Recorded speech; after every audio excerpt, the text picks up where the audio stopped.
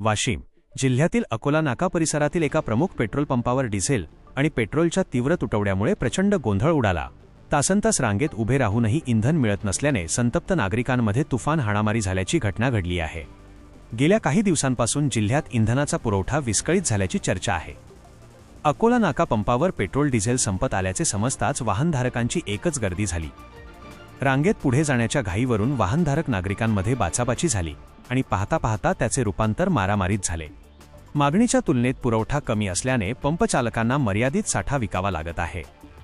नागरिकांचा संताप समजण्यासारखा असला तरी या परिस्थितीमुळे सध्या पंप कर्मचाऱ्यांना स्वतःच्या सुरक्षिततेची भीती वाटत आहे।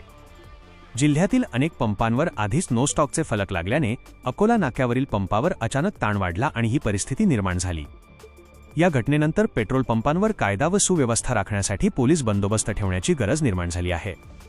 नागरिकांनी आणि त्रस्त पंपधारकांनी जिल्हा प्रशासनाकडे या समस्येवर त्वरित तोडगा काढण्याची मागणी केली आहे। वाशिम जिल्हा पुरवठा विभाग आणि वरिष्ठ प्रशासनाने यात तातडीने हस्तक्षेप करणे अत्यंत गरजेचे आहे।